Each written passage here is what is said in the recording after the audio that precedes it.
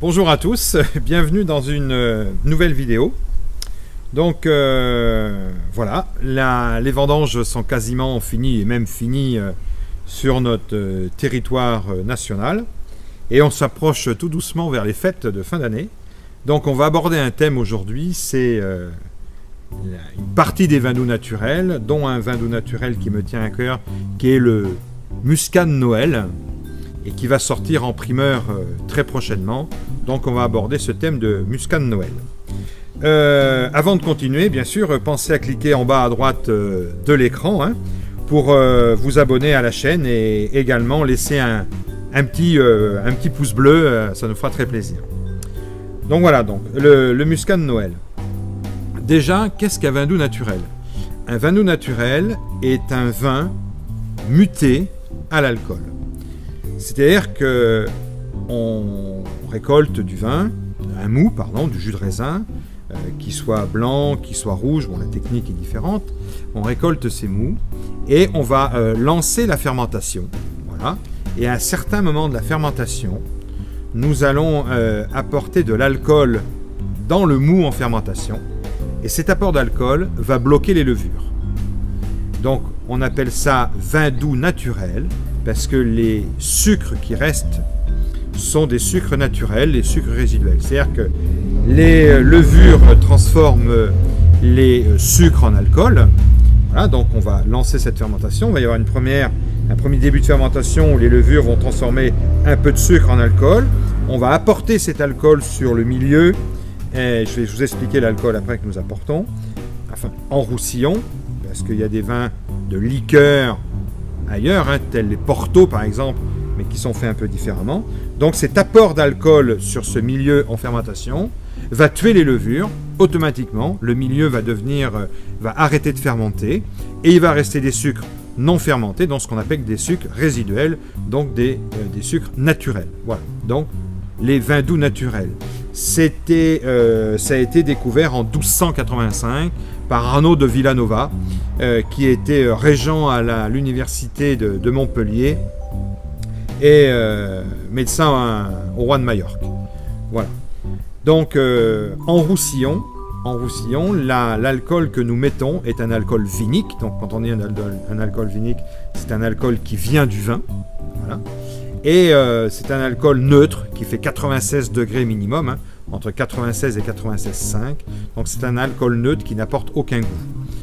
Nos amis de Porto, eux, vont muter aussi, mais vont muter avec une eau de vie. Donc une eau de vie, ça fait environ 75 degrés.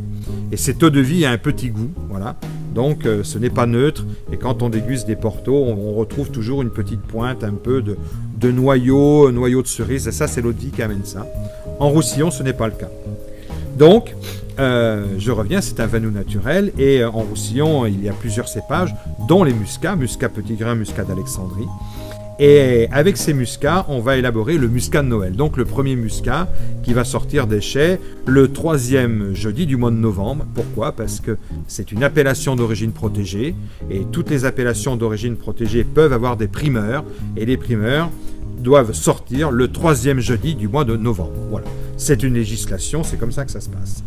Et ce Muscat de Noël a été perdu depuis très très longtemps, parce que quand on reprend des écrits, des choses comme ça, on s'aperçoit qu'entre 1200 et 1300, à la cour des rois de Majorque et tout, il y avait déjà des muscats. Plus tard, pas en 1200, 1300, plus tard que ça, excusez-moi, 1600, 1700, il y a eu des muscats à la cour pour Noël et ces choses-là. Donc ces premiers muscats, on les a ressortis en roussillon il y a, dans les années 95-96, 5 copains autour d'une table qui se sont dit mais pourquoi pas ressortir ce merveilleux nectar, et voilà d'où c'est reparti. Et maintenant il y a une très très belle production de ce produit en roussillon qui va arriver donc sur les tables à partir de début décembre, mais surtout pour les fêtes de fin d'année. Pourquoi? Parce que c'est un vin qui va se marier très très bien avec des foie gras, très très bien aussi avec des fromages, surtout des fromages à pâte persillée. Mais ça, on verra ça plus tard sur les accords mets et vins. Vous verrez où on aura des vidéos, on va parler vraiment des accords mets et vins, et on parlera des vins doux naturels dans ce cas-là. Et puis aussi un très beau accord sur des desserts au chocolat, ou par exemple une tarte citron meringuée aussi. Le muscat s'accorde très très bien. Et puis vous verrez prochainement, parce qu'on va créer une petite vidéo le week-end prochain.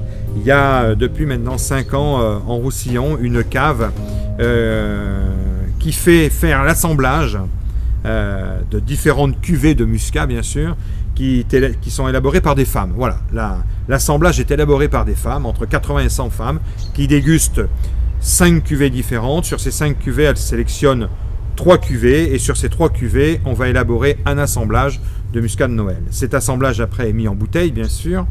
La contre-étiquette, eh bien, on va voir toutes les photos de toutes les femmes qui ont participé à cet assemblage. Et surtout, l'intérêt de cette chose-là, c'est qu'une grosse partie du retour des ventes de ces muscats vont servir à financer la recherche contre le cancer pour les dames, voilà, aussi bien cancer du sein que plusieurs cancers. Voilà. Donc c'est une très très belle démarche aussi. Voilà. Donc petit clin d'œil sur le muscat de Noël, bien sûr, à rentrer dans vos caves assez rapidement, à partir du 3e jeudi de novembre. Donc maintenant, si vous voulez découvrir les différentes techniques de dégustation, les rouges, les blancs, les rosés, vous pouvez télécharger une formation offerte en cliquant sur le i d'info ou sur le lien dans la description de la vidéo. Et là, ça va vous amener sur différentes techniques de dégustation, aussi bien entre les blancs, les rouges, les rosés. Voilà, une petite palette complète de tout ça. Voilà, donc je vous souhaite à tous une très bonne dégustation de muscat et de muscat de Noël. Donc attention, les vins doux naturels, on est dans un autre univers. On est dans la douceur, dans la passion, dans la vivacité. Vous verrez, il y a beaucoup de peps dans ces vins-là. Donc je vous souhaite une très très bonne dégustation et je vous dis à très très bientôt sur les réseaux. Ciao!